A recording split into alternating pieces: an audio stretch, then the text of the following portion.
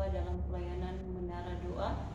Kita akan siapkan hati dan pikiran kita mau datang menyembah dan memuji Tuhan.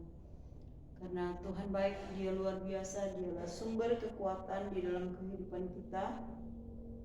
Biar kita senantiasa terus menaruh pengharapan hanya kepada-Nya. Kita angkat satu pujian yang mengatakan, Roh-Mu yang hidup penuhiku.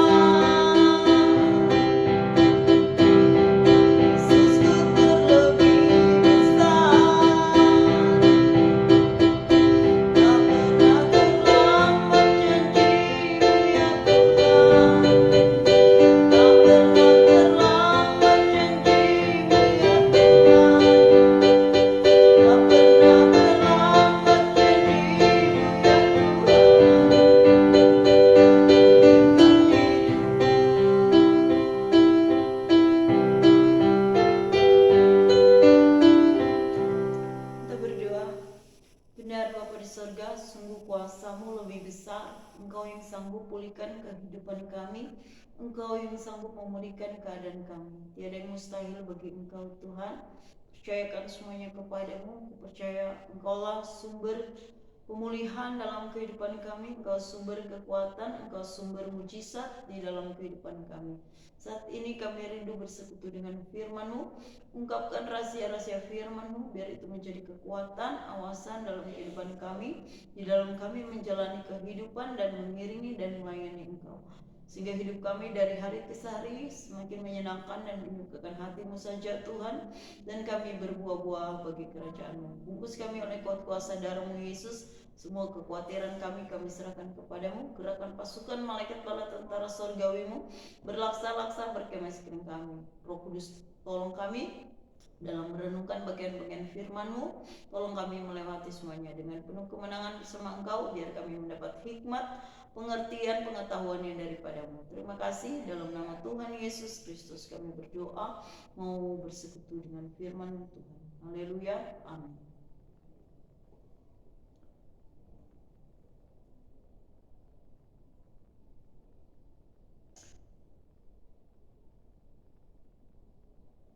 Shalom, puji akan nama Tuhan. Baiklah, dalam kesempatan yang indah ini kita akan belajar dan merenungkan bagian-bagian firman Tuhan yang saya ambil di dalam 1 Timotius 4 ayat 1 sampai 16. Dan judul firman Tuhan pada saat ini yaitu penting menjadi seorang pelayan Kristus Yesus yang baik. Nah, kita belajar bersama bagaimana menjadi seorang pelayan Kristus Yesus yang baik. Nah, kita melihat di dalam renungan firman Tuhan ya, di dalam 1 Timotius 4 di sini ya, kita melihat dari ayat yang ke-1 sampai ayat yang ke-5. Kita akan melihat bagian-bagian firman Tuhan ini di dalam 1 Timotius 4 ayat 1 sampai ke-5.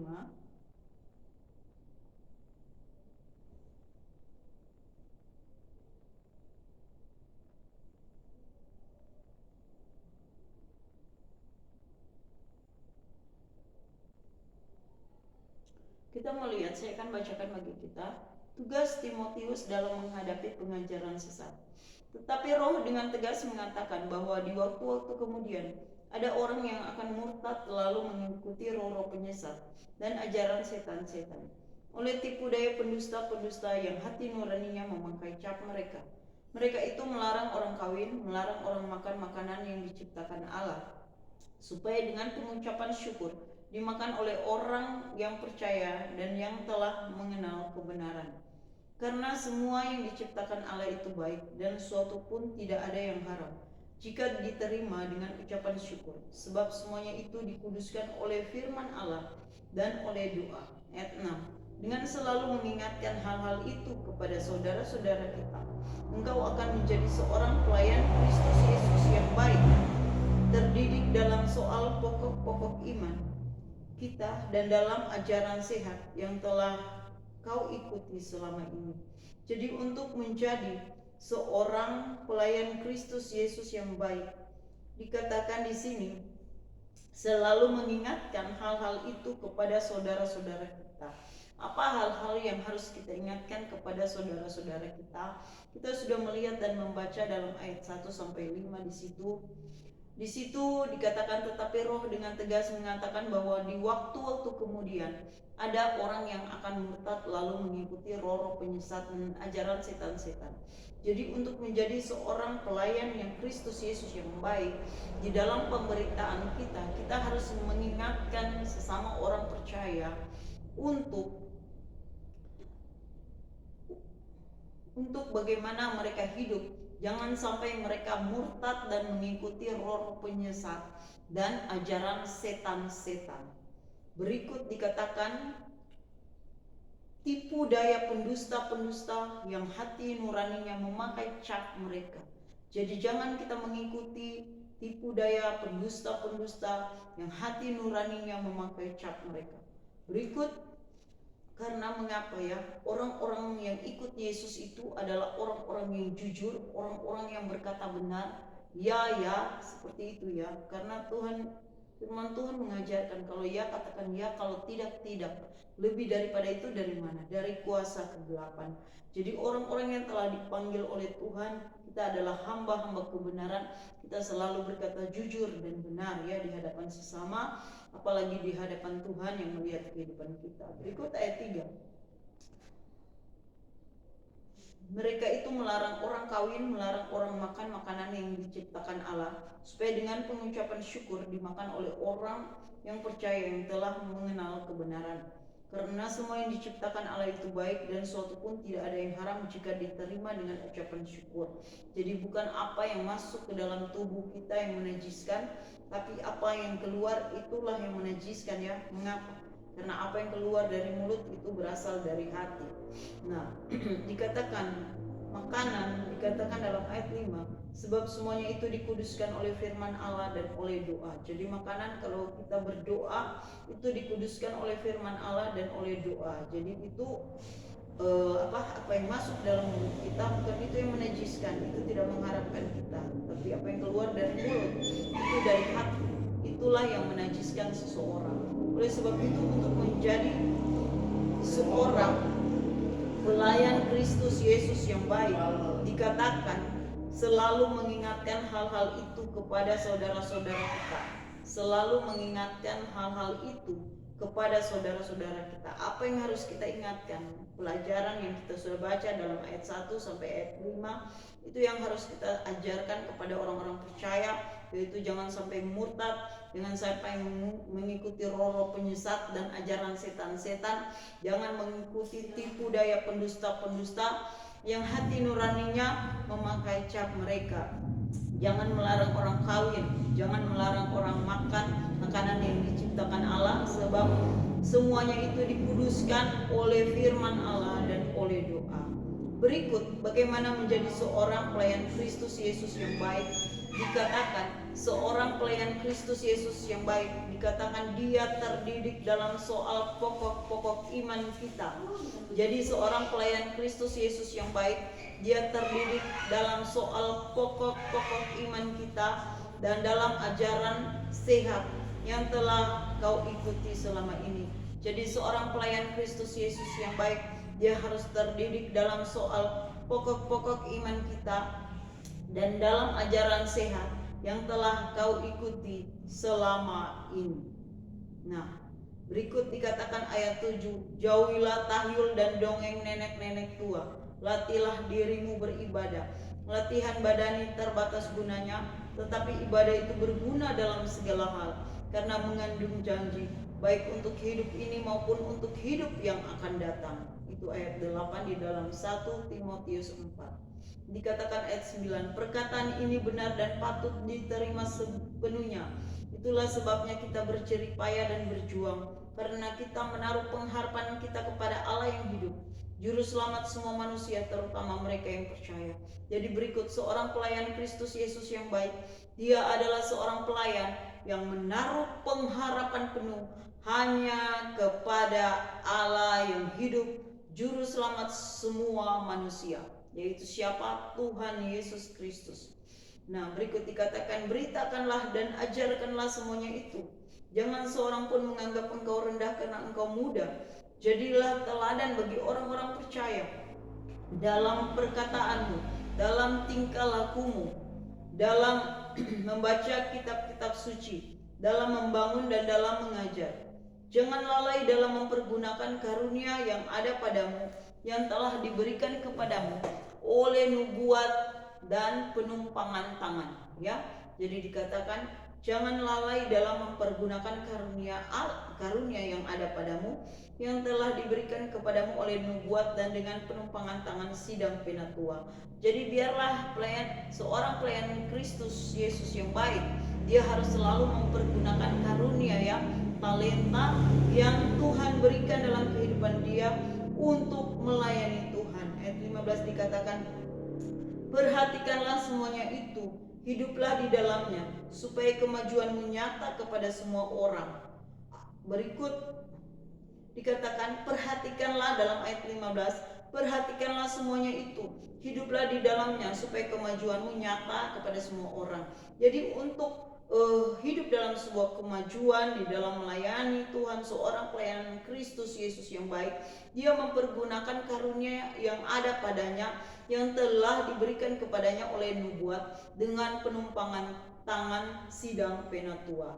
Berikut dikatakan, perhatikanlah semuanya itu, hiduplah di dalamnya, supaya kemajuanmu nyata kepada semua orang. Jadi penting untuk menjadi pelayan Kristus Yesus yang baik, di mana kita harus melayani dengan karunia yang diberikan kepada kita. Mengapa? Karena hanya dengan karunia yang diberikan kepada kita, kita bisa melayani Tuhan dan kita bisa beroleh kemajuan di dalam melayani dan mengiringi Tuhan.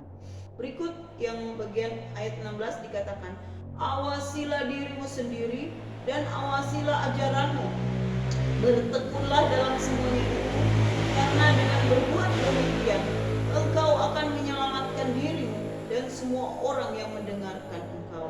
Awasilah dirimu sendiri dan awasilah ajaranmu, bertekunlah dalam semuanya itu, karena dengan berbuat demikian engkau akan menyelamatkan dirimu dan semua orang yang mendengarkan engkau. Nah, puji akan nama Tuhan. Kita telah melihat bagian-bagian firman Tuhan ini ya. Kita telah belajar bersama bagaimana menjadi seorang pelayan Kristus, bagaimana menjadi seorang pelayan Kristus Yesus yang baik.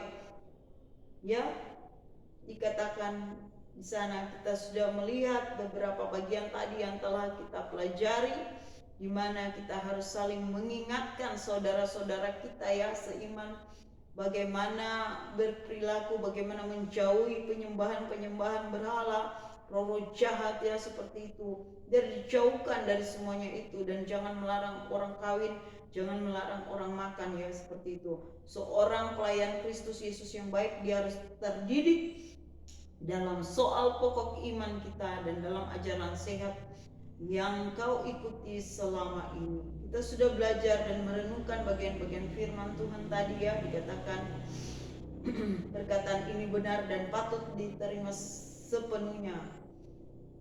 Nah, seorang pelayan Kristus Yesus yang baik, ayat 10, menaruh pengharapan sepenuhnya itu hanya kepada Allah yang hidup, juru selamat semua manusia, yaitu Tuhan Yesus Kristus. Biarlah selalu memberitakan dan mengajarkan semuanya ini, dan jangan seorang pun menganggap engkau rendah karena engkau muda. Nah, dikatakan bertekunlah dalam membaca kitab-kitab suci dan dalam membangun ya, ayat 13, dan dalam mengajar. Ayat 14, jangan lalai dalam mempergunakan karunia yang ada padamu, yang telah diberikan kepadamu oleh nubuat dengan penumpangan tangan sidang penatua. Dikatakan ayat 15, perhatikanlah semuanya itu, hiduplah di dalamnya, supaya kemajuanmu nyata kepada semua orang. Ayat 10 bagian terakhir, awasilah dirimu sendiri dan awasilah ajaranmu, bertekunlah dalam semuanya itu, karena dengan berbuat demikian engkau akan menyelamatkan dirimu dan semua orang yang mendengarkan engkau. Puji akan nama Tuhan. Renungan firman Tuhan sampai di sini. Kita angkat pujian yang mengatakan, aku mengasihi engkau Yesus dengan segenap hatiku, dan kita akan berdoa.